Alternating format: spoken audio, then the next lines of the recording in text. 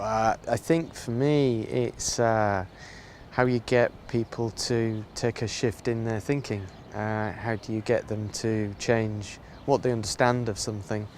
How do you enable a client to shift and allow things to happen in a good way? So for me, I can see it everywhere where we work. That shift. Sometimes it's harder to shift it than it is other times, but yeah, I think that's what it is.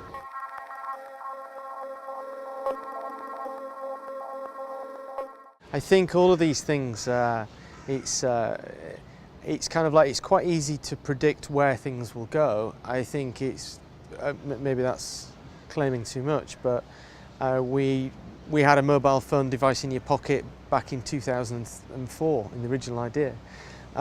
We were showing one of those clippy Nokia phones at the time, thinking WAP wasn't necessarily there then. So the shift is the fact that you can see that's coming, but you just can't work out when or how that will happen. Who would have thought that Nokia would now be in the position it's in after how it's dominated the market in the last 10 years? And who'd have thought that the iPhone would have been a bit of a changer to everybody and shown you what you can actually achieve with a very small device. Those are major innovations. I think you can only guess that they're coming. If you take the idea that chips and power units are going to get smaller and smaller and more powerful, then just take that to a natural conclusion and you have got the things that you can see in the movies. The movies for me are really good at seeing the shift because they can wander and guess and they can produce these adverts of the future. So we're going to have chips in our skin, we're going to, all those things. Remember in 2000, when was it? It was maybe 2004, we were asked what's our future of wayfinding in a magazine, and we did a picture of this glass tablet that you kind of held up and looked around, and it could tell you when the bus is going to come at that bus stop and when the next tube is coming over here, and this is the way to walk. And I now look, and you virtually got that with an iPhone and virtual reality. I've seen some of the apps that do that, and it never thought I could see that. It wasn't as we designed it, but obviously we did it a lot better. But you are getting these things, and if something like that takes off as an app, then a device that will really do it will grow from it. It's the law of evolution.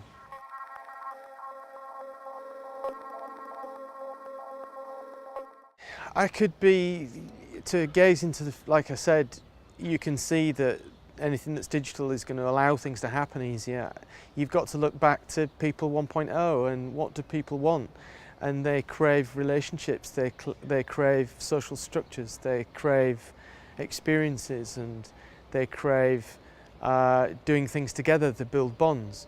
And what's happened is that for me, online social networks are a way of creating a bond up to a certain level, meeting people. Why have we got a conference of 1,500, 2,000 people coming together?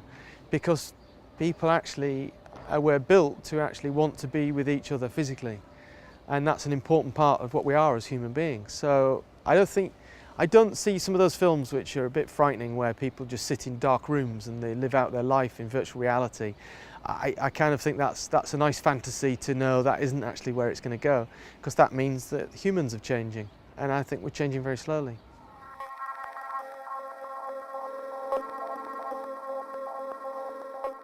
Well, I'm on an ambition to make things easier to understand and give people choices. I'm not interested in whether you should go down this street, whether you should go shopping, or whether you should venture out today. But I think what we can do is give people the choice to, and the knowledge to. I think knowledge is power in some way, and for the benefit of people walking around, for the benefit of a tourist, for the benefit of a shopkeeper, for the benefit of the people running the transport system, all these things, is that the more knowledge that there is, it's not a big thing. Putting a train line in is an expensive thing, but this is actually quite cheap compared.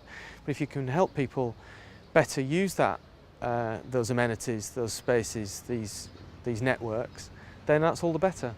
I think the more that we travel, the better. I'm a big believer in internationalisation of things, because I think the more you're aware of other cultures, then the more respectful and the more balanced you are. And it's where cultures don't have enough travelling, they don't see enough of other cultures, that become more intolerant. And I think that's only a good thing. So I'm very much for globalisation. I think it's a good force, and it's not anywhere near finished yet, my view.